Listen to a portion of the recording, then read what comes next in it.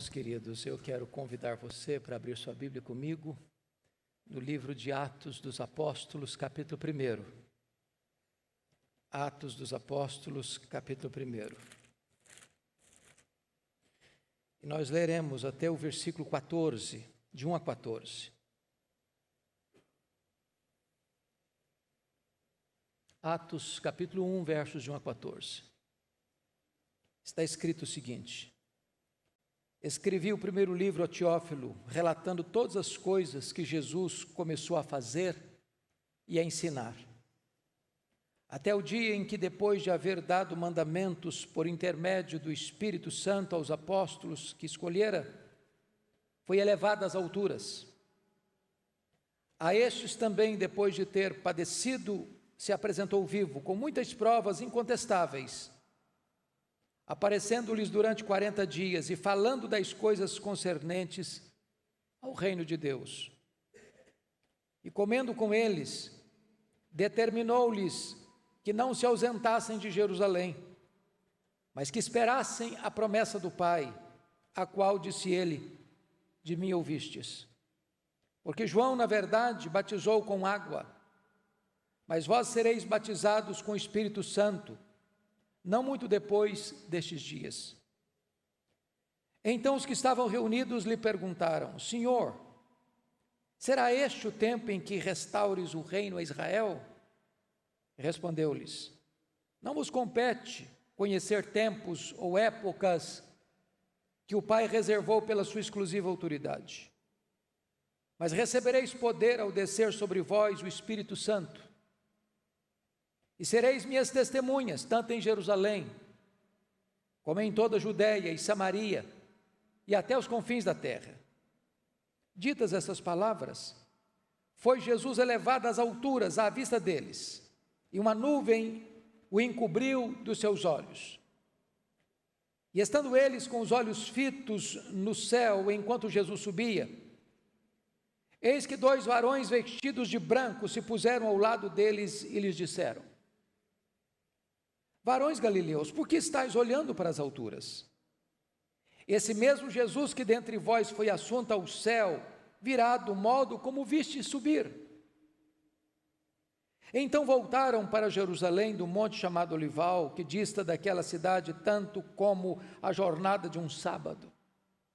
Quando ali entraram, subiram para o cenáculo, onde se reuniram Pedro, João, Tiago, André, Filipe, Tomé, Bartolomeu, Mateus, Tiago, filho de Alfeu, Simão o Zelote e Judas, filho de Tiago.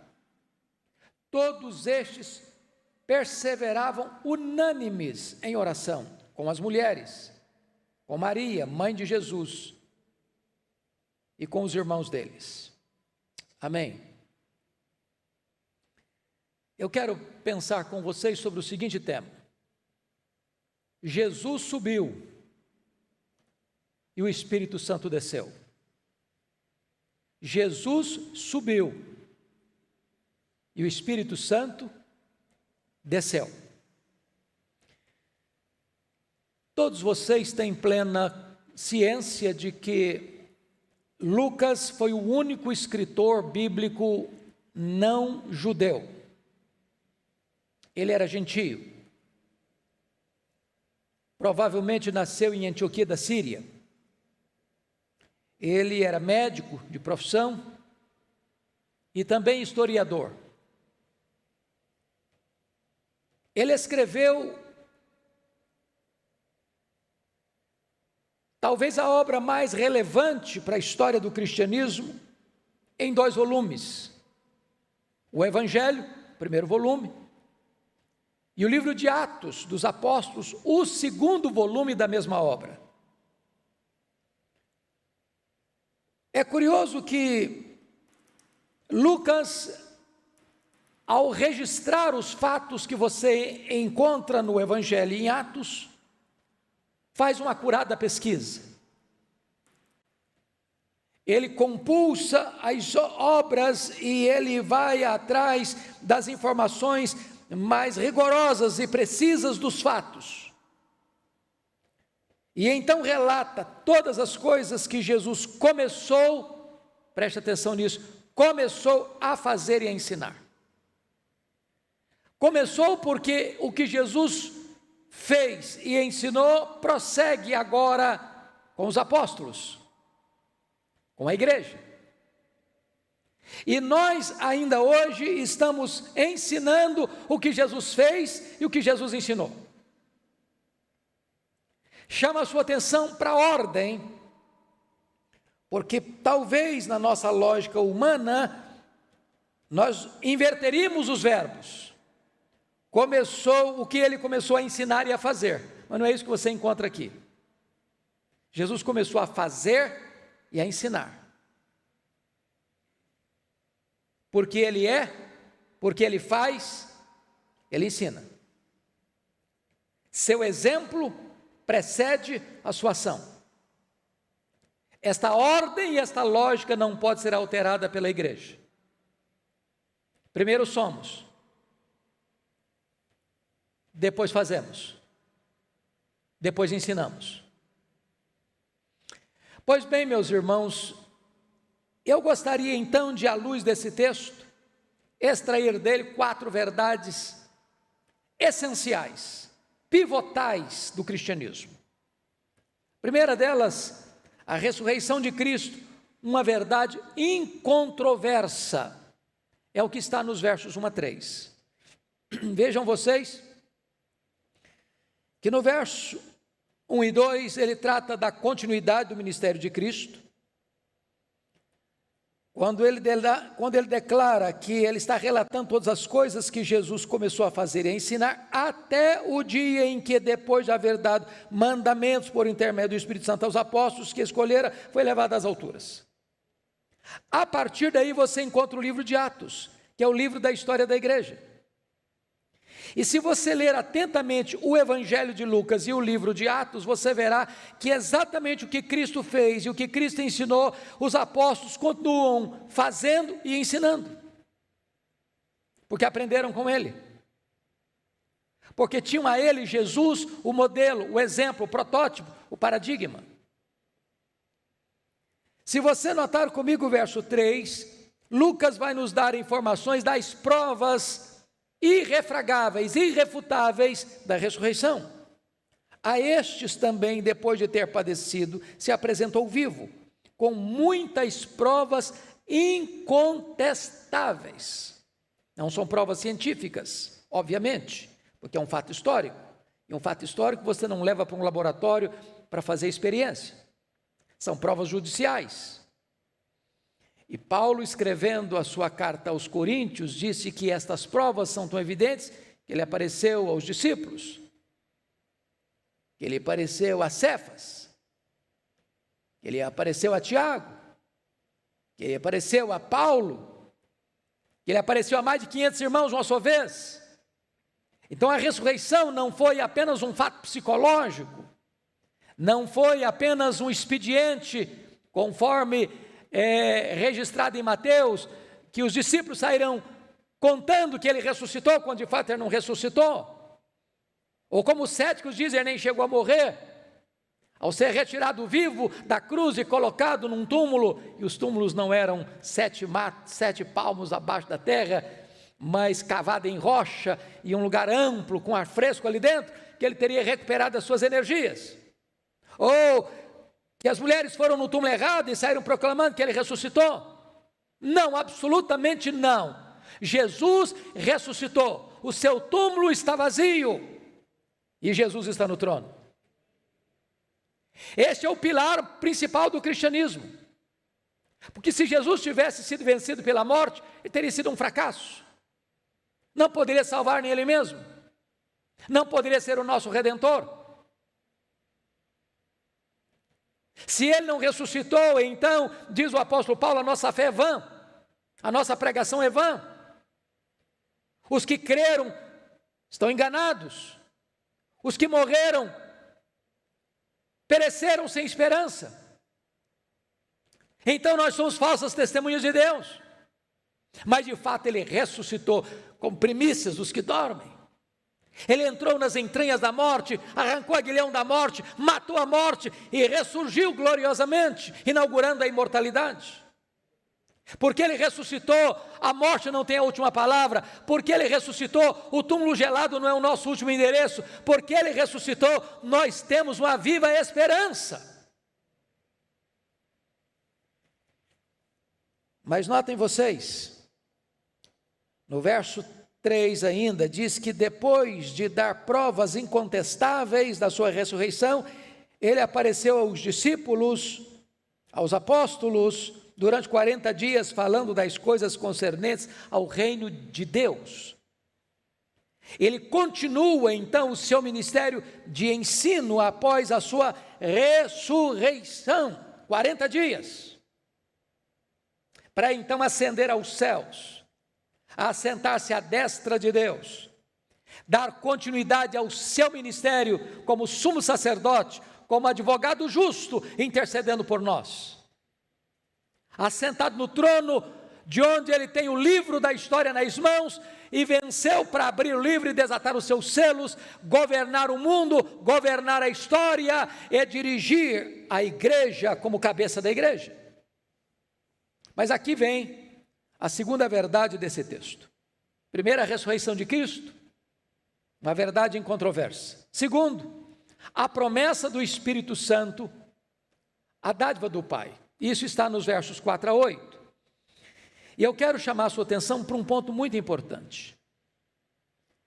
A descida do Espírito Santo foi condicionada à subida de Cristo. O Espírito Santo não poderia ter sido derramado sobre a igreja, a não ser que Cristo subisse para o céu. E eu chamo a sua atenção para 2 versículos, para nós confirmarmos isso. Primeiramente, dê uma olhadinha em João capítulo 7, Evangelho de João capítulo 7, versos 38 e 39. Está escrito o seguinte: quem crer em mim, como diz a Escritura, disse Jesus, do seu interior fluirão rios de água viva. Isto disse ele, ou disse com respeito ao Espírito que haviam de receber os que nele crescem. Pois o Espírito até aquele momento não fora dado, porque Jesus não havia sido ainda glorificado. Então, a dádiva do Espírito Santo estava condicionada à glorificação de Jesus. Ele precisou subir para o Espírito Santo descer. Mas vamos ver um outro texto que deixa isso claro, em João 16, versículo 7. Olha comigo, por gentileza. João 16, versículo 7. Veja aí. Mas eu vos digo a verdade, convém-vos que eu vá, porque se eu não for, o Consolador não virá para vós outros. Se, porém, eu for, eu vou-lo enviarei. Então, primeiro, Jesus sobe. Segundo, o Espírito desce.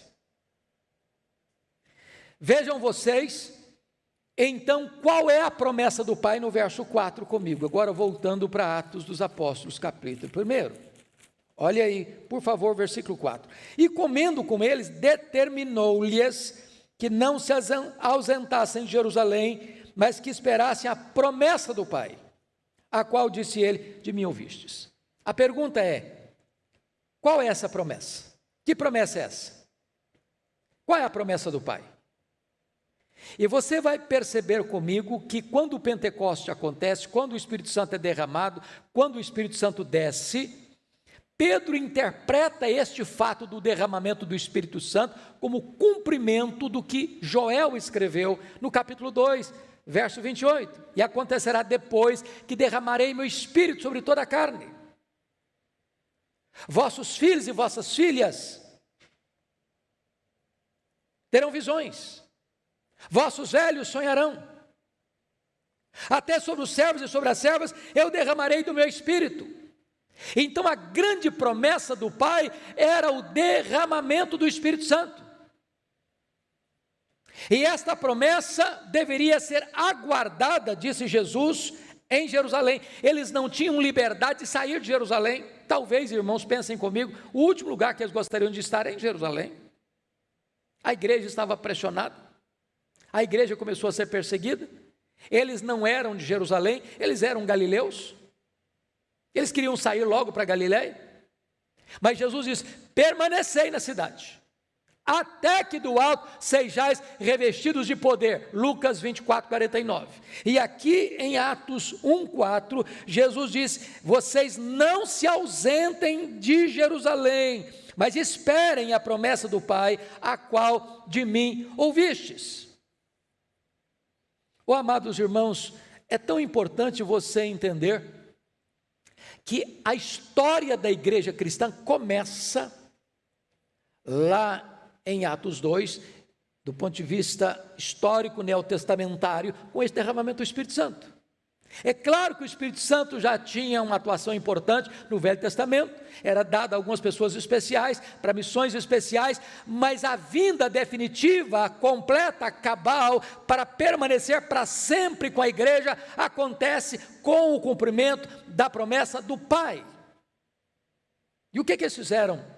Obedeceram a Jesus? Sim. Esta obediência foi irrestrita. Permaneçam na cidade. E esta foi uma perseverança inabalável, até que do alto sejais revestidos de poder. Dr. John Stott, interpretando esse texto, ele disse que antes de enviar a igreja ao mundo, Jesus enviou o Espírito Santo à igreja, e esta ordem não pode ser alterada. Você e eu precisamos de receber esta promessa do Pai, antes de nós sermos usados por Deus no cumprimento da grande comissão. Mas notem mais, além dessa promessa do Pai, Jesus trata no versículo 5 do batismo com o Espírito Santo. Olha comigo, porque João, na verdade, batizou com água, mas vós sereis batizados com o Espírito Santo, não muito depois desses dias. Aliás, o João Batista, o precursor de Jesus, foi quem disse isso com muita clareza. Eu batizo com água, mas aquele que vem depois de mim é mais poderoso do que eu, e ele vos batizará com o Espírito Santo e com fogo.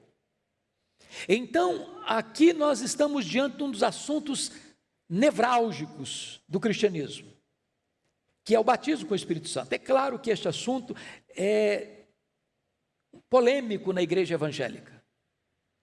Alguns pensam de uma forma, outros pensam de outra, mas eu gostaria de destacar, primeiramente, que este batismo com o Espírito Santo está ligado à questão da salvação. Todo aquele que é salvo é batizado pelo Espírito no corpo de Cristo. Todo aquele que é salvo recebe o Espírito Santo. Tem o selo do Espírito Santo. Ninguém pode dizer Senhor Jesus se não for pelo Espírito Santo. É impossível que alguém creia em Jesus sem a obra do Espírito Santo. É impossível que alguém seja crente sem ter o Espírito Santo. É impossível que alguém faça parte da igreja de Deus sem que seja batizado pelo Espírito no corpo de Cristo. Então todo crente tem o Espírito Santo. Todo crente é batizado pelo Espírito no corpo de Cristo. Todo crente é selado com o Espírito Santo a promessa. Todo crente é habitado pelo Espírito Santo. É impossível que você seja crente e seja salvo se você ainda não tem o Espírito Santo. Bom, mas, por outro lado, também está embutido nesta questão um outro aspecto importante, é por isso que muitos usam a questão semântica, porque Jesus está tratando aqui também de um outro aspecto que é revestimento de poder, e é por isso que no versículo 8 ele vai tratar de poder, e é por isso que em Lucas 24, 49 diz, permanecei na cidade até que do alto sejais revestidos de poder. E é por isso que dentro da teologia neotestamentária se usa a expressão enchei-vos do Espírito, porque uma coisa é ter o Espírito Santo, outra coisa é o Espírito Santo ter você. Uma coisa é ter o Espírito presente, outra coisa é ter o Espírito presidente. Uma coisa é você ser habitado pelo Espírito, outra coisa é você ser cheio do Espírito, e você sabe disso. E não é preciso nenhum especialista para dizer isso. Nem todos os crentes habitados pelo Espírito estão cheios do Espírito. Quando você está cheio do Espírito, você sabe que está, e as pessoas que convivem com você sabem que você também está. Há evidências óbvias, claras. E o Senhor Jesus Cristo está tratando desta questão, deste revestimento de poder também. E Jesus disse que quem faz isso é Ele. Quem é o batizador aqui é o Senhor Jesus Cristo. Ele vos batizará com o Espírito Santo, disse João Batista. E aqui Jesus está retomando a palavra de João Batista e está trabalhando esta necessidade. E a grande pergunta para você e para mim hoje é esta: você que tem o Espírito Santo, está cheio do Espírito? Ser cheio do Espírito não é uma opção, é um mandamento, é uma ordem. Ser cheio do Espírito não é alguma coisa excepcional, é o normal. Anormal é eu não ser cheio do Espírito Santo.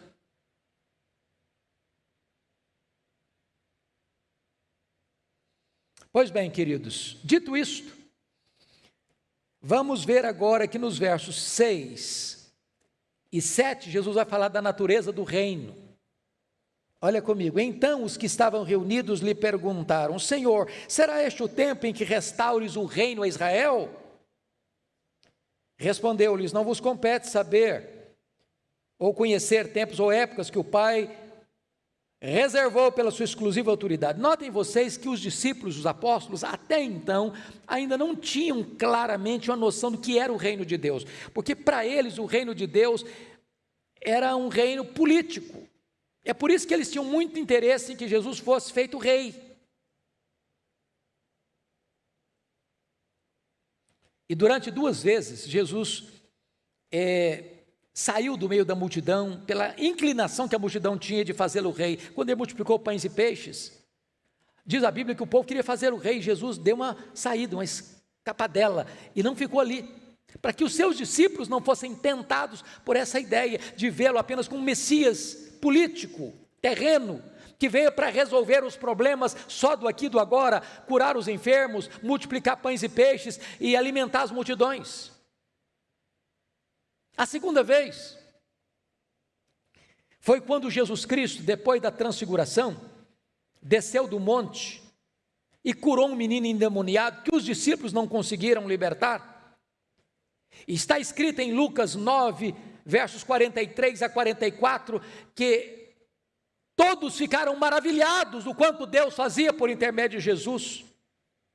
E mais uma vez esta inclinação de fazer de Jesus um Messias político, um rei político, toma conta da multidão, e os discípulos estão ali também, tomados por esse mesmo sentimento, e Jesus se dirige a eles assim, em Lucas 9, 44, fixai nos vossos ouvidos as seguintes palavras: o Filho do Homem vai ser entregue nas mãos dos homens. Em outras palavras, não pensem vocês que eu vim ao mundo apenas para curar enfermos, para alimentar os famintos. Não pensem vocês que eu vim ao mundo para ser apenas um Messias político. Não pensem vocês que vocês vão mudar a minha agenda. Eu vim ao mundo para ir para a cruz, e é para a cruz que eu estou indo, porque é lá na cruz que eu vou libertar vocês, é lá na cruz que eu vou redimir vocês. O meu reino não é político, o meu reino é espiritual. Os apóstolos estavam entendendo isso, talvez pensando num reino geográfico, num reino terreno, num reino político, ou num reino estático. E Jesus responde para eles: não vos compete saber, nem cronos, nem kairós, nem tempos, nem épocas, que o Pai reservou pela sua exclusiva autoridade. Isso não é da competência de vocês, isso é lá do departamento da diretoria. Vocês são aqui do almoxarifado. O papel de vocês não é querer ficar aí cogitando acerca dos grandes desígnios de Deus. A tarefa de vocês é receberem poder para fazer a obra de Deus. Meus irmãos, é curioso isso, como a igreja tantas vezes é tentada a ficar discutindo a obra em vez de fazer a obra. Tanta gente nos gabinetes de ar-condicionado, cogitando, filosofando, teologizando e tentando descobrir tanta coisa, interpretar tanta coisa e querer saber tanta coisa, e a obra está sendo deixada de lado. Eu não fui chamado para discutir a obra, eu fui chamado para fazer a obra. E é por esta razão que Jesus introduz agora, notem comigo o versículo 8, a necessidade do revestimento de poder. Olha a resposta de Jesus aos seus discípulos: não vos compete saber, nem tempos ou épocas que o Pai reservou pela sua exclusiva autoridade, mas recebereis poder ao descer sobre vós o Espírito Santo, e sereis minhas testemunhas, tanto em Jerusalém como em toda a Judeia e Samaria, e até os confins da terra.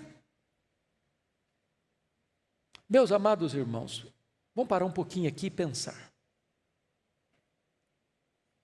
Se você tivesse que passar uma régua na sua vida agora, no quesito poder, como você avaliaria você? Você tem experimentado esse poder?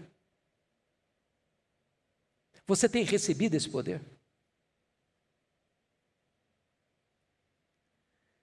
Você está cheio desse poder?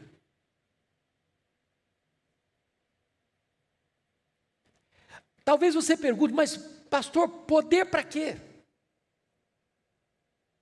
Talvez o texto nos ajude. Primeiro, poder, meu irmão, para sair da especulação teológica para o campo da ação missionária.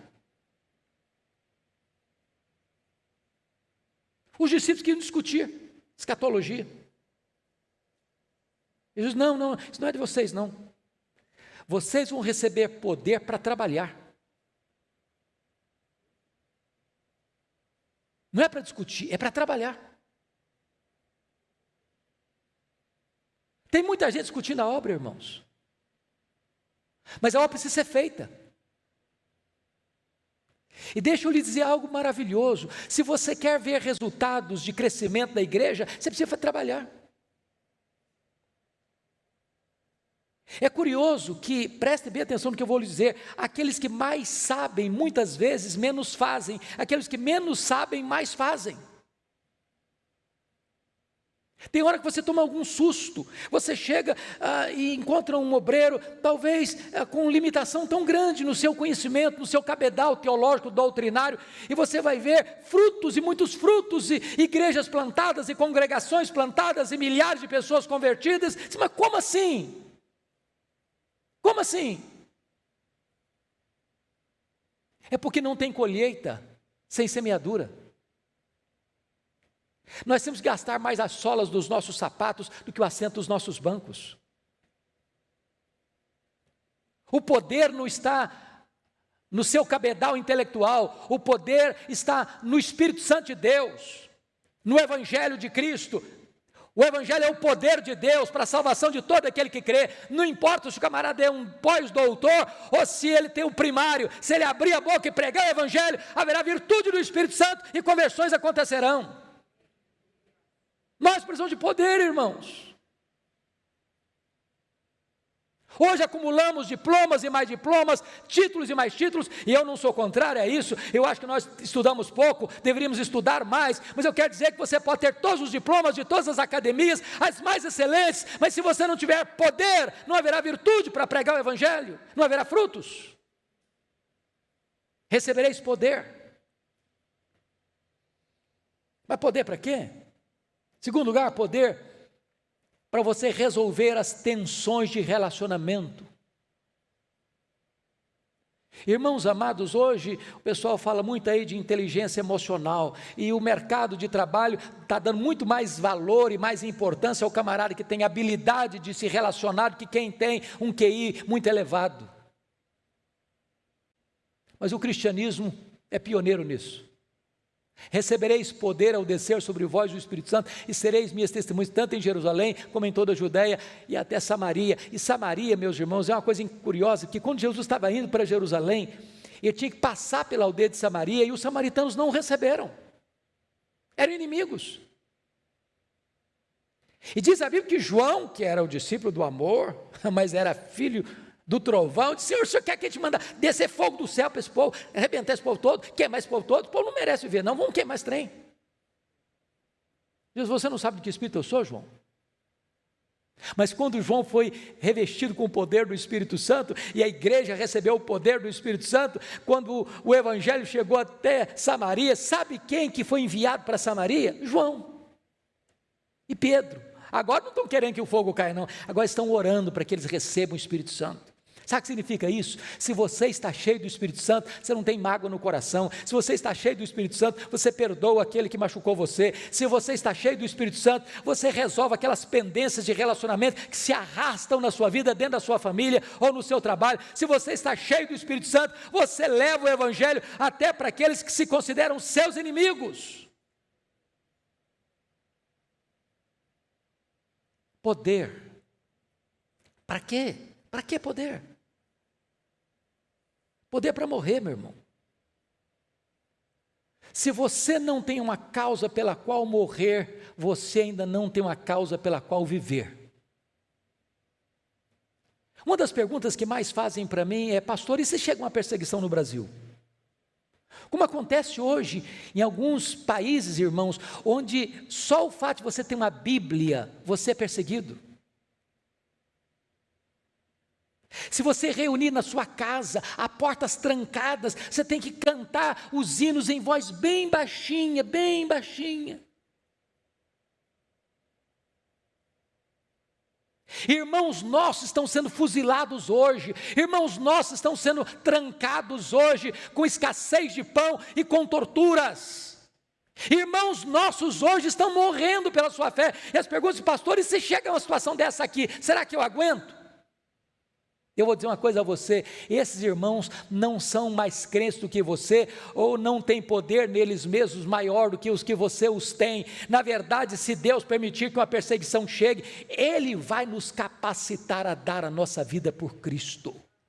Todo aquele que foi selado com o Espírito Santo, esse não vai negar sua fé, esse não se dobrará ao anticristo, esse não apostatará, esse permanecerá firme e vencerá o diabo com o sangue do Cordeiro e a palavra do testemunho, que é o martírio. Pressão de poder. Mas poder para quê? Meu amado, poder para pregar.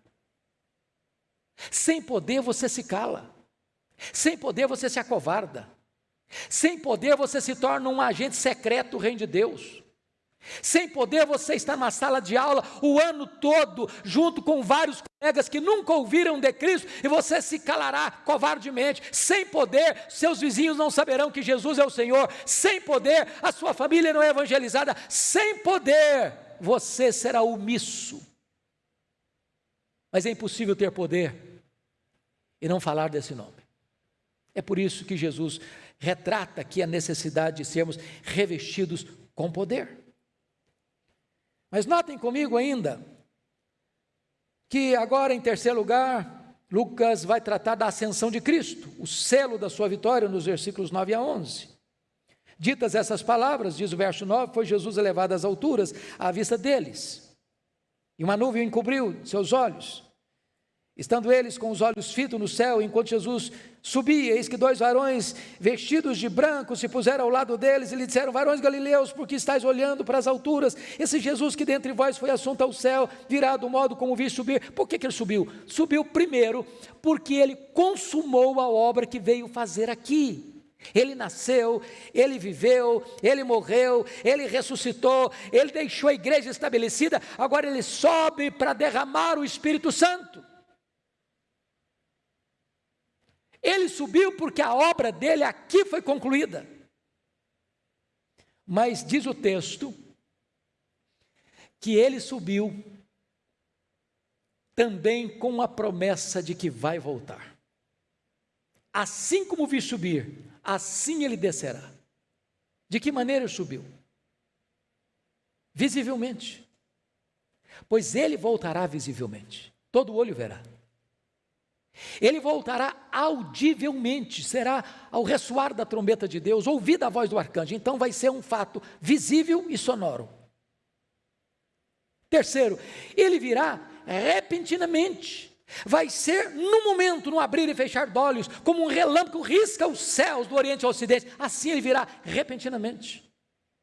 Como é que ele virá? Ele virá inesperadamente. Vai ser como um ladrão, que não manda telegrama nem aviso prévio. Eu vou chegar tal dia, tal hora na sua casa. Inesperadamente. Vai ser como nos dias que antecederam o dilúvio, onde os homens casavam e davam-se em casamento, compravam e vendiam, tocando a vida, até que chegou o dilúvio. Será assim a segunda vinda de Jesus. A segunda vinda de Jesus será inescapável. Não tem como nenhum poderoso desta terra mudar essa agenda, mudar esse calendário e impedir que ele volte. Ele voltará. Mas ele voltará vitoriosamente, gloriosamente, triunfantemente, colocará todos os seus inimigos debaixo dos seus pés, e ele se assentará no trono para julgar as nações, e todo aquele que não tem o seu nome escrito no livro da vida, esse será lançado no lago do fogo, onde já está o falso profeta, onde está o anticristo, onde está o dragão, onde está a morte, e então ele entrará para as bodas do Cordeiro com a sua igreja, numa festa que nunca mais vai terminar. Bendito seja Deus. Mas eu quero terminar com o último ponto aqui, que Jesus trata dessa agenda.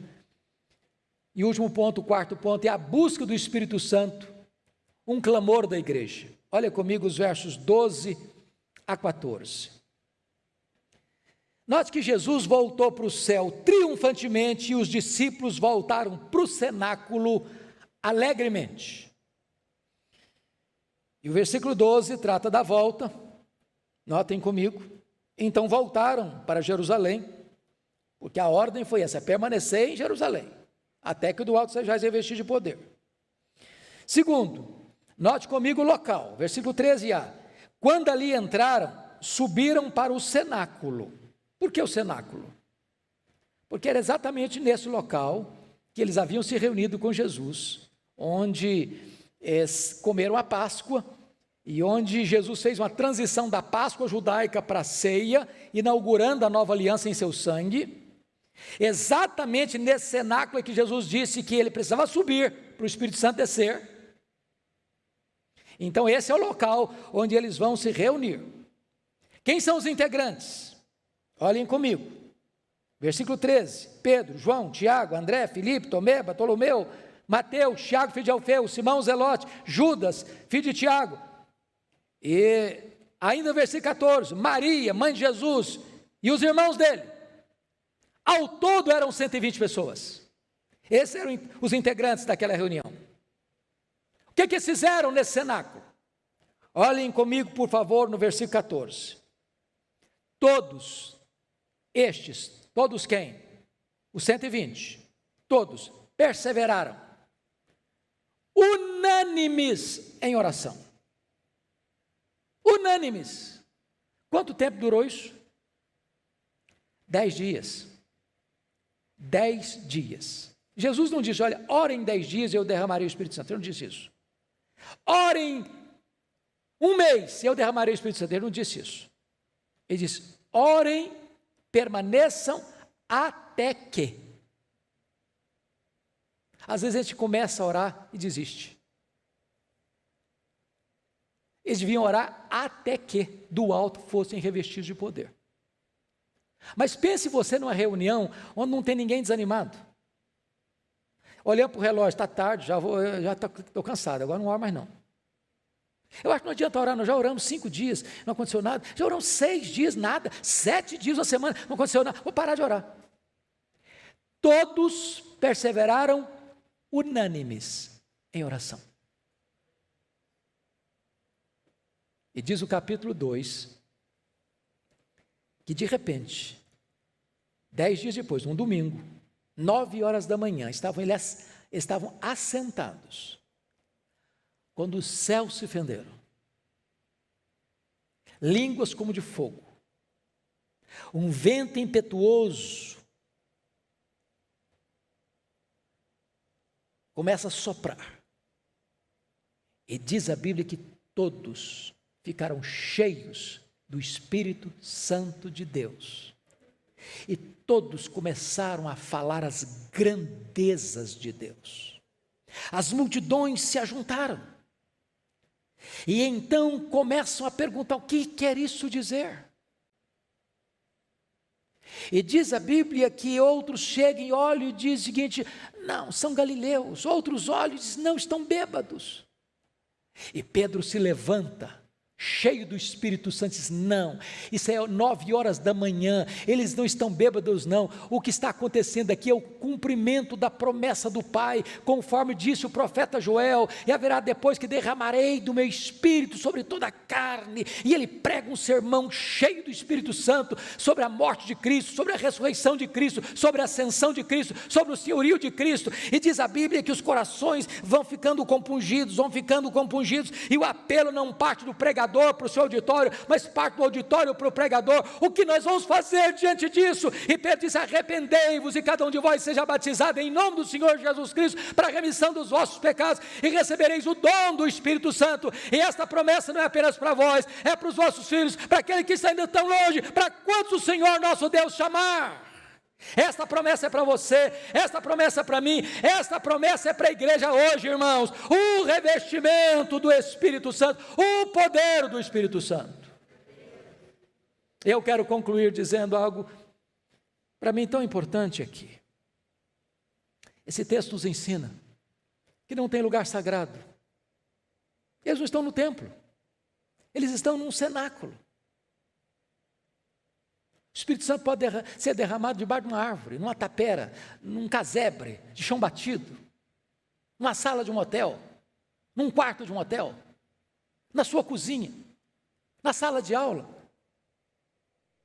Dessacraliza a geografia. Segundo, não tem família sagrada.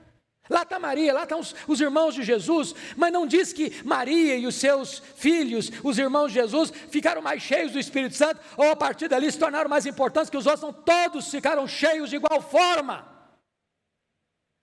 Dessacraliza essa questão do status familiar. Terceiro, não tem idade sagrada. Ali tem Maria, ali tem os filhos de Maria, ali tem gente que tem uma posição elevada, os apóstolos, ali tem gente simples, anônima, que não aparece o nome, mas todos ficaram cheios do Espírito Santo da mesma maneira.